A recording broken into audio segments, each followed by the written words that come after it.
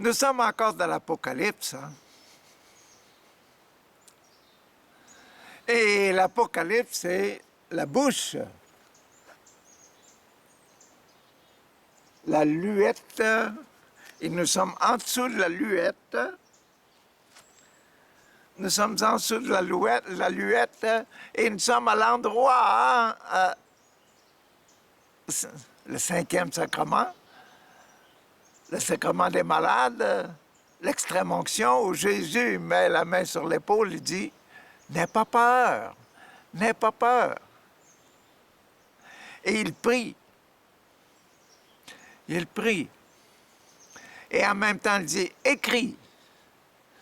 Tout ce que tu vas entendre, toutes les idées que je vais donner pour les églises, toutes les idées, l'esprit qui est dans ce que je vais te donner, écris-le aux 7 églises. Et nous sommes rendus aujourd'hui dans l'église de Thyatire. L'église de Thyatire, la 4e, l'église du sacrement numéro 4, le sacrement du ventre. Sacrement du baptême, la tête. Sacrement de la réconciliation, le cœur. Sacrement de la confirmation, les poumons qui nous permettent de parler avec la langue aiguisée des 2 côtés, c'est ce que nous avions hier. Et aujourd'hui, nous sommes dans le ventre, nous descendons plus bas, le ventre, la nourriture, l'Eucharistie. Ah, le sacrement de l'Eucharistie aujourd'hui. Qu'est-ce que l'Apocalypse nous réserve pour l'Eucharistie? Imaginez-vous, l'Eucharistie, le ventre, la maman, l'Église, le ciel, quel genre d'enfant qu'elle va avoir.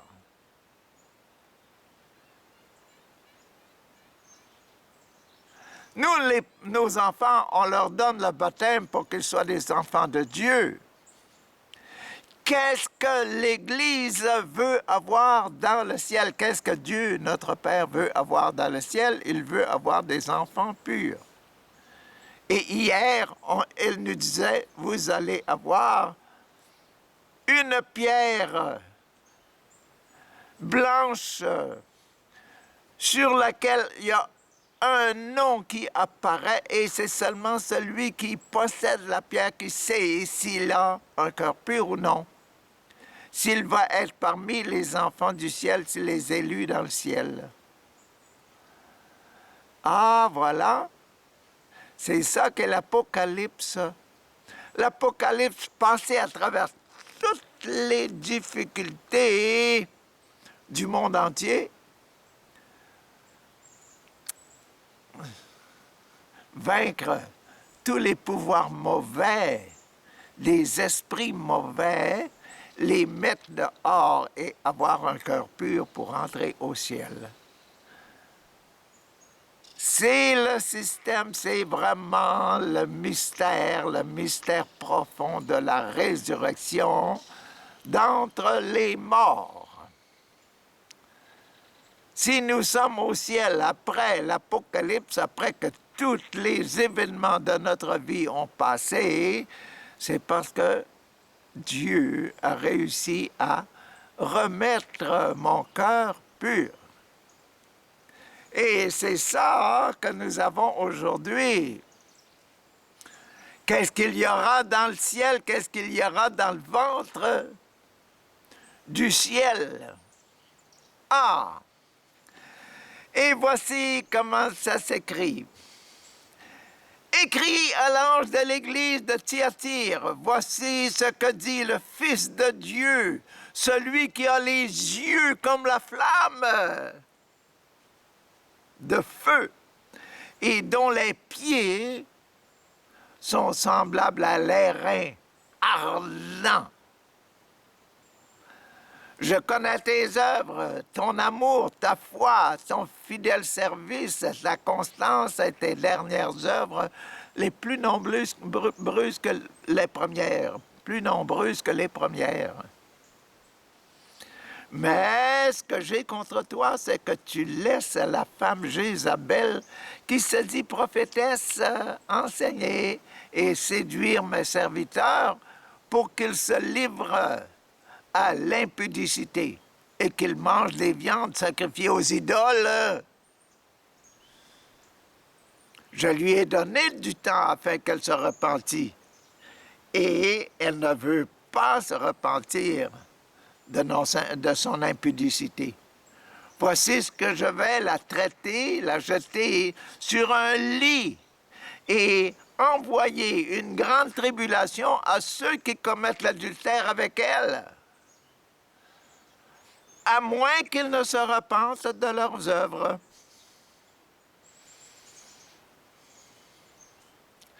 Je ferai mourir de mort ses enfants et toutes les églises connaîtront que je suis celui qui sonde les reins et les cœurs, et je vous rendrai à chacun selon vos œuvres.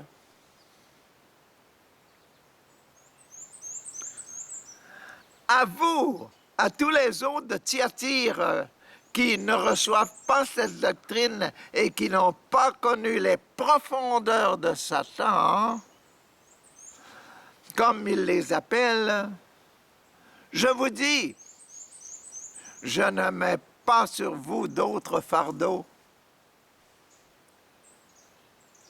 Seulement, ce que vous avez, retenez-le jusqu'à ce que je vienne.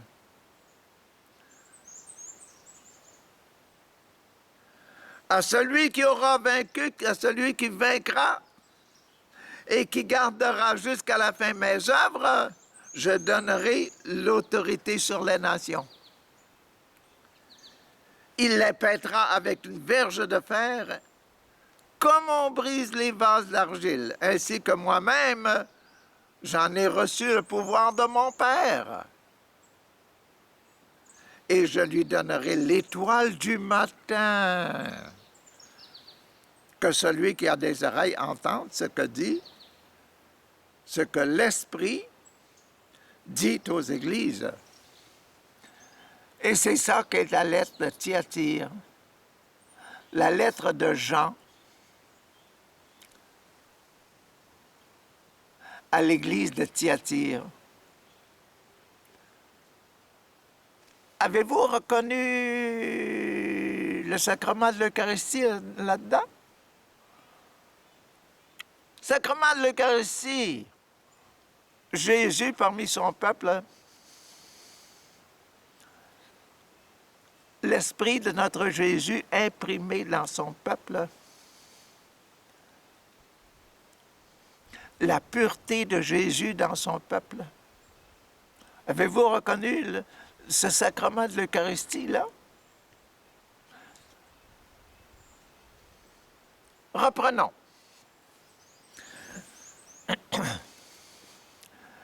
Le baptême de ce sacrement de l'Eucharistie, le commencement de ce sacrement de l'Eucharistie dit « Je connais tes œuvres ». Ah, OK.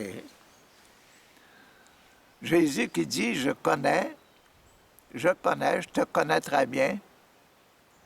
Je connais au fond de ton cœur et je connais tout ce que tu as fait. » Dieu qui dit ça à moi, qui me dit à moi, et qui le dit à l'Église, je connais vos œuvres, je connais tout ce que vous avez fait. Pourquoi? Parce que j'habite dans vos cœurs. Je sais sur quel siège je m'assois. C'est pas mal bon, hein? Pour le sacrement de l'Eucharistie, je m'assois sur mon siège, puis mon siège, c'est vous. Je m'assois sur mon trône, et mon trône, c'est vous. Ah, là, je commence à comprendre quelque chose, que le sacrement de l'Eucharistie, c'est Dieu sur son trône. Vous voyez? Ah! OK, je connais tes œuvres. Sacrement de réconciliation, Je connais ton amour et ta foi. Aïe, aïe, aïe. Tu es réconcilié, tu m'aimes, tu aimes ton papa dans ton cœur. Et tu as foi, tu crois que je suis là présent dans ton cœur. Voyez-vous le sacrement de l'Eucharistie? C'est ça. C'est bien ça. Connaître que Jésus est en nous et l'accepter, puis dire, ah, pour pouvoir dire, notre Père qui est aux cieux, que son nom soit sanctifié. Et quand je dis notre Père qui est aux cieux, je dis, Papa qui est en moi, tu es dans ton ciel. Moi, je suis ton ciel. Et je dois vivre selon mon identité. Mes actes doivent être une image de mon identité. Vous voyez là le ciel sur la terre? Ah, voilà. Réconciliation, maintenant, passons au sacrement de la confirmation. Confirmation! Ton fidèle service, tu es fidèle. Ah, ton service, tu me sers. Tu te prouves. Tu te manifestes. Tu témoignes. Tu es un prophète pour moi. Voilà ton fidèle service et tes dernières œuvres. Plus nombreuses, je connais tes dernières œuvres, plus nombreuses que les premières. Je connais tes dernières œuvres. Tu prouves, tu montres que tu es mon fils. Dieu en moi qui me parle. Ah, c'est bon. C'est bien le sacrement de l'Eucharistie. Ah là là là là là là. Passons maintenant au sacrement, le vrai sacrement de l'Eucharistie, le centre, le ventre, ce qu'on a dans le ventre. Mais ce que j'ai contre toi, dit Dieu, ce que j'ai contre toi, c'est que tu laisses la femme Jézabel, qui se dit prophétesse, elle, enseigner et séduire mes serviteurs. Ah, c'est bon, c'est bon. Tu laisses une autre personne s'emparer de toi. Ah, mauvaise affaire. Et tu l'appelles Jézabel, ta femme. Wahou! Tu appelles Jézabel, les gens l'appellent Jézabel. Donc tu commets de l'adultère. C'est pour ça que je ne suis plus ton trône, que je peux renoncer, et je peux renoncer en tant que Dieu, là, d'être dans ton cœur complètement. Tu acceptes un autre. Tu es adultère. Voyez-vous la pureté, la présence. Si tu acceptes un autre et tu fais des œuvres pour l'autre, là, qu'est-ce qui va arriver? Tu vas avoir des enfants avec. Est-ce que ça va être les enfants de Dieu ou bien les enfants de Jézabel? Si c'est les enfants de Jézabel, les enfants n'ont pas d'affaire à aller au ciel. Voyez-vous? Mais ce que j'ai contre toi, c'est que tu laisses la femme Jézabel qui se dit prophétesse enseigner, tu la laisses enseigner. Et séduire mes serviteurs, séduire toute la communauté.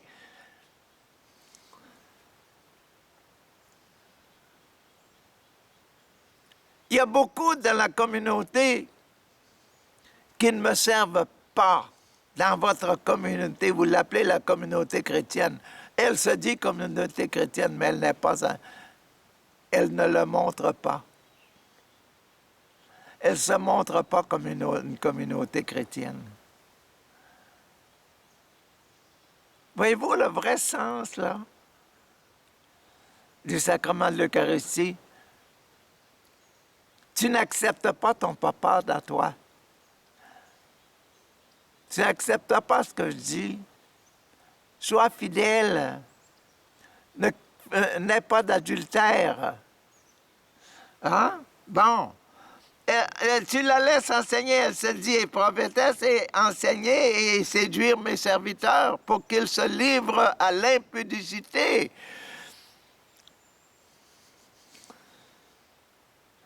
Pour qu'ils se livrent à l'impudicité et qu'ils mangent des viandes sacrifiées aux idoles.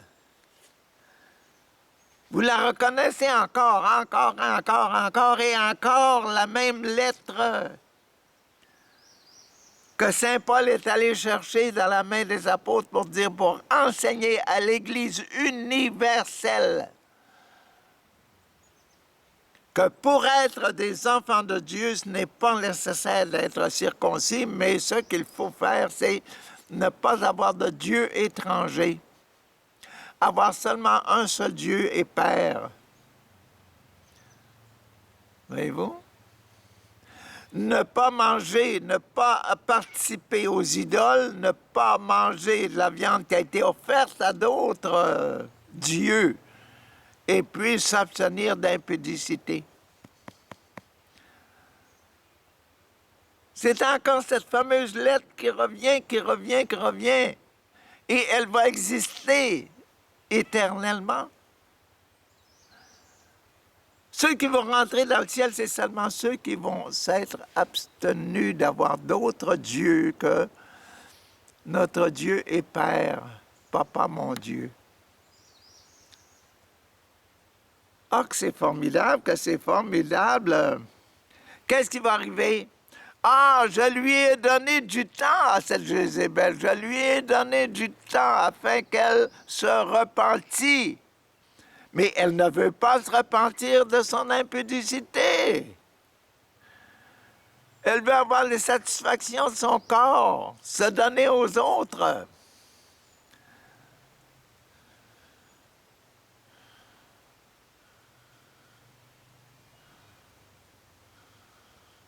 Notre moralité. Rien d'immoral va rentrer au ciel.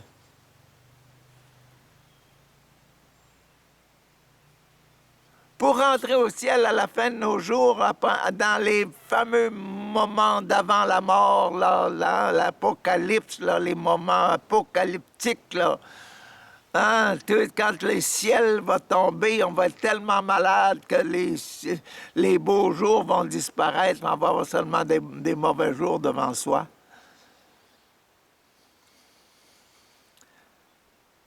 Rien d'immoral va rentrer dans le ciel. Et c'est pour ça qu'on offre à nos mourants le sacrement de l'extrême-onction.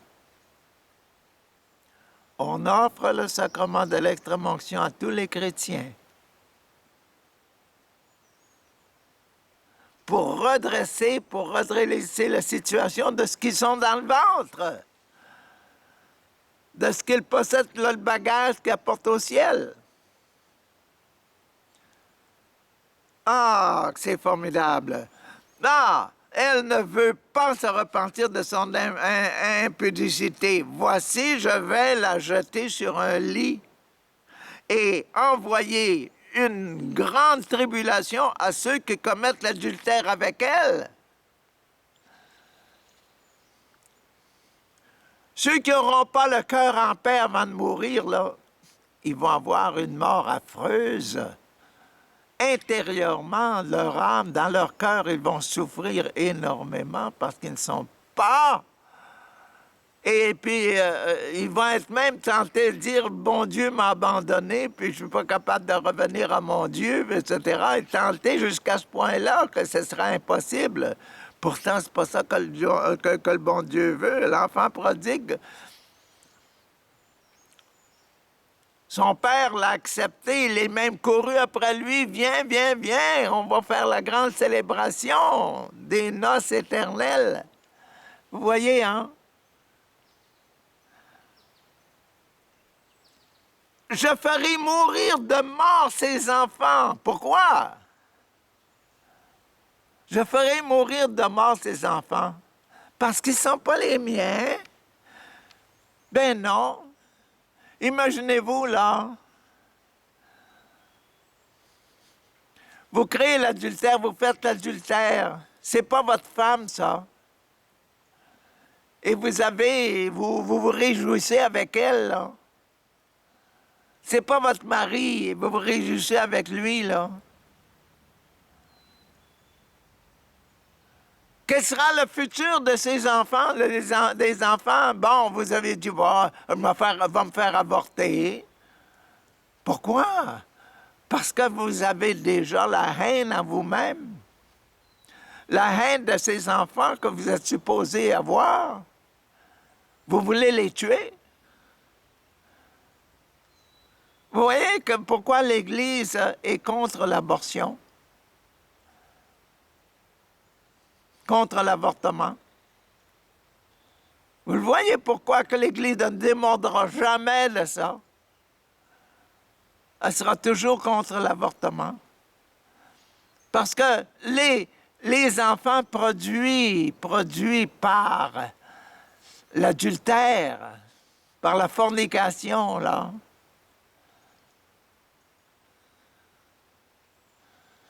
c'est pas des enfants qui sont dans un esprit. C'est pas des enfants qui sont dans l'esprit de Dieu. C'est pas le Dieu aux yeux de feu et aux pieds de bronze bien poli. Pourquoi? Parce que, imaginez-vous, pourquoi il parle des pieds de bronze, là, dans l'introduction à ce chose de Thyatire, là? C'est parce que, hey, quand vous allez voir votre fille, là, hein, les garçons, quand vous allez voir les filles, vous les polissez, vous souillez, hein? Même pour aller à la messe le dimanche, parce que vous voyez, votre prétendance sera aussi à la messe le dimanche. Pour aller à la messe le dimanche, vous polissez vos souliers, mais pas simplement pour le bon Dieu que vous polissez vos souliers, c'est parce que ma femme, ma future, peut-être qu'elle va être là. L'esprit de pureté qui doit exister. Un enfant commis, un enfant conçu dans l'adultère, là, pensez-vous que vous allez l'élever dans l'esprit de Dieu, dans l'esprit saint? Si vous l'avez commis l'adultère pour avoir cet enfant, est-ce que l'enfant, vous allez l'élever dans l'esprit de Dieu? Vous comprenez pourquoi ils disent que les enfants seront nécessairement les enfants du péché, les enfants de la mort. Parce que vous ne serez pas capable en tant que parents de les éduquer dans la vraie religion, dans la vraie foi, dans le vrai amour de Dieu qui est présent en eux.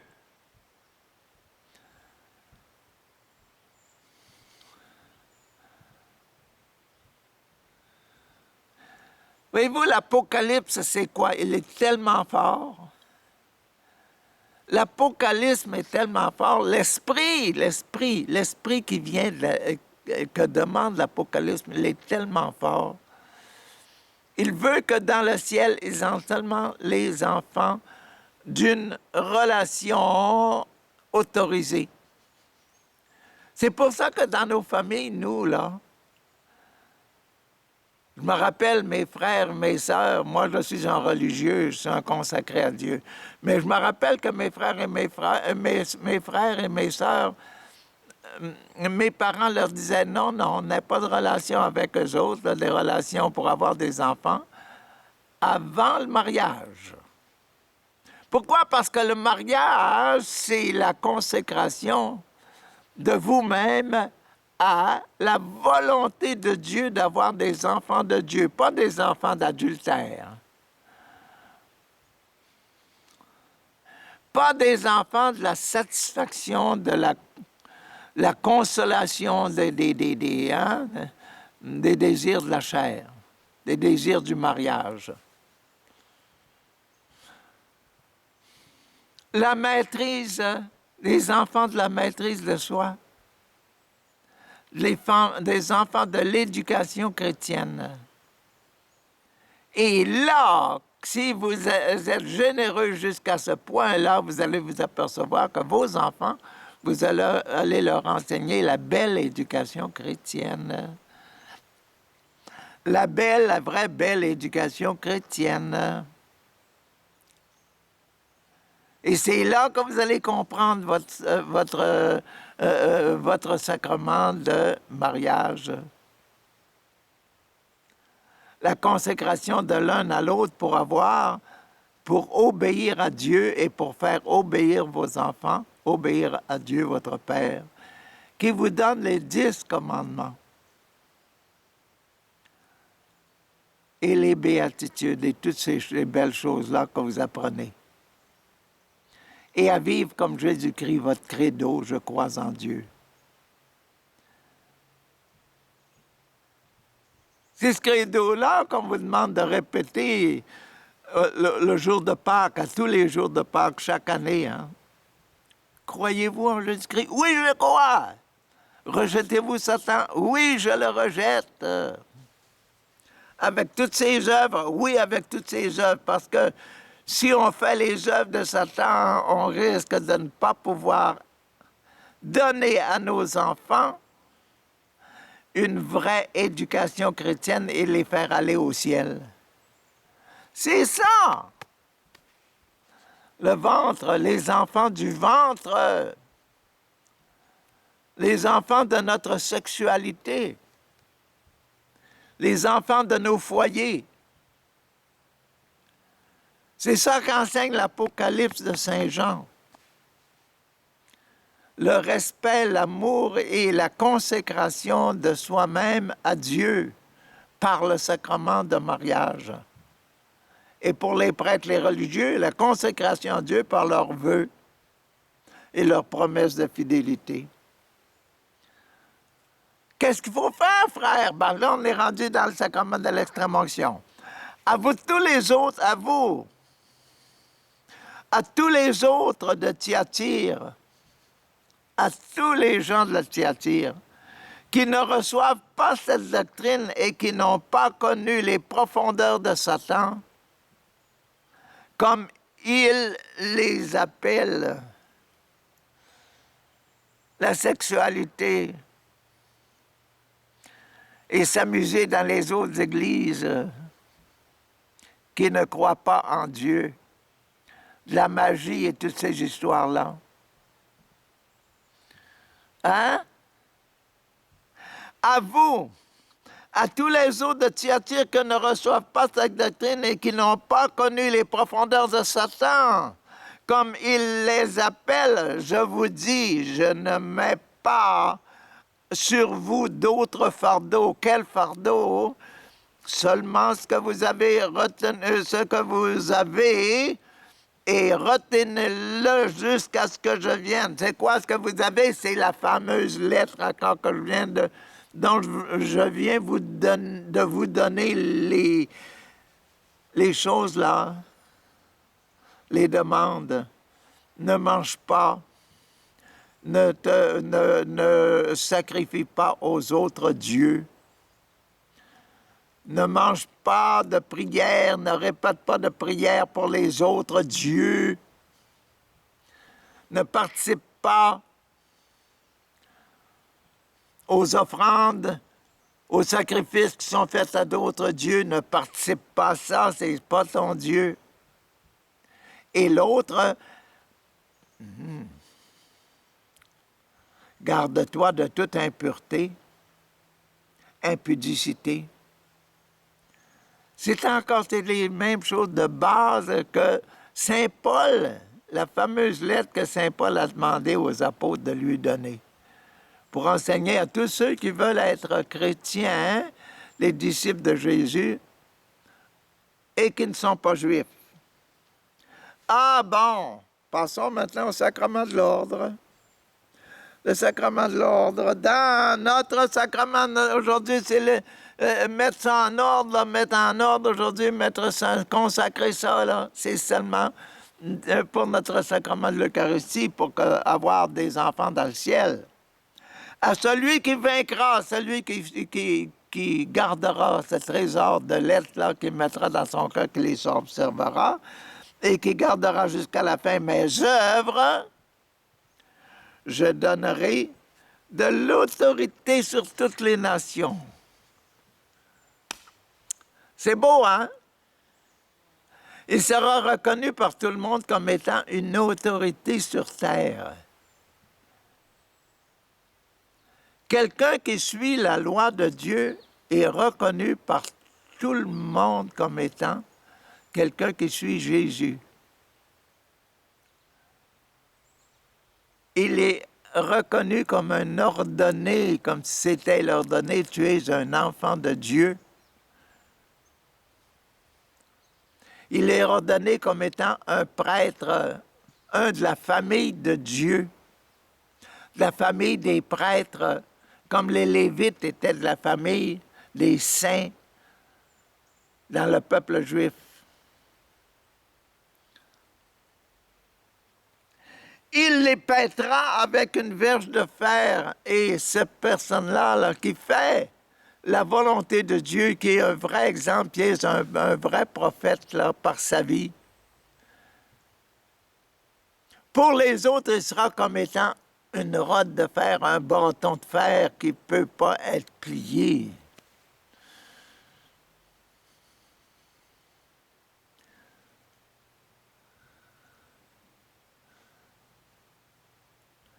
Un règlement de fer. Et le règlement, c'est le règlement le fameux règlement de la lettre. Ah! Donc, il les pète à celui qui vaincra et qui gardera jusqu'à la fin de mes œuvres, je donnerai autorité sur toute la nation. Il les pètera avec une verge de fer, comme on brise des vases d'argile, ainsi que moi-même, j'en ai reçu le pouvoir de mon Père.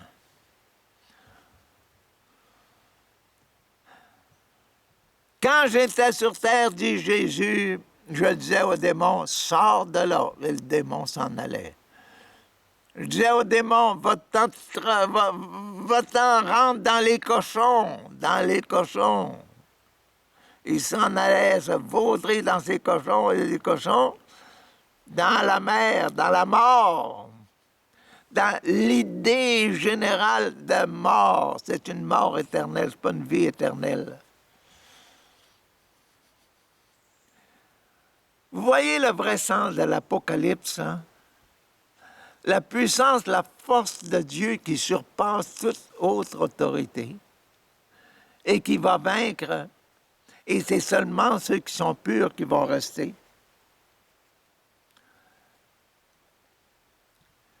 Et maintenant, le sacrement de mariage, c'est le sacrement de mariage, c'est la fidélité à Dieu avec nous et nous avec Dieu. Qu'est-ce qui va arriver dans cette histoire des enfants, de nos enfants, là? Hein? L'histoire d'être une Eucharistie, d'être l'enfant de la famille, là. Et je lui donnerai l'étoile du matin. Aïe, aïe, aïe. Le beau jour qui arrive, le ciel se lève, un jour nouveau, une terre nouvelle. Voyez-vous?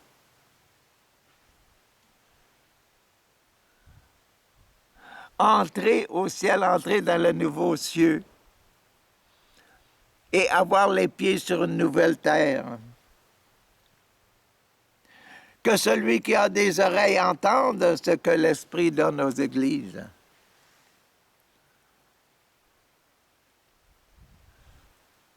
C'est ça qu'est l'Apocalypse. C'est les enfants que l'on a dans le ventre. C'est notre vie, le succès de notre vie, le pouvoir de Dieu. Quand on a Dieu en nous-mêmes, on a son autorité, on a sa puissance. Et cette puissance transforme tout. Et cette puissance nous permet, à nous qui possédons Dieu, de donner ce Dieu à nos enfants. Et que les enfants suivront cette loi de Dieu et participeront à la vie éternelle.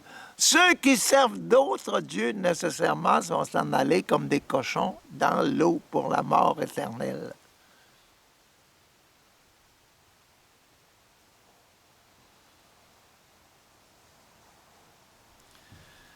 Ah, que l'Apocalypse est formidable. L'Apocalypse, c'est une règle de vie. C'est bien les préoccupations de Saint Jean. Dans sa vie, Saint Jean, là, il a vraiment trouvé quelles sont les sept étoiles, quelles sont les 7 étoiles à rappeler à tous les chrétiens, les 7 étoiles, les 7 chandeliers, les 7 étoiles et 7 sacrements pour les églises du monde entier. Et chaque église n'a pas seulement une étoile, elle a 7 étoiles. Chaque église devra vivre des 7 sacrements. Bonne journée!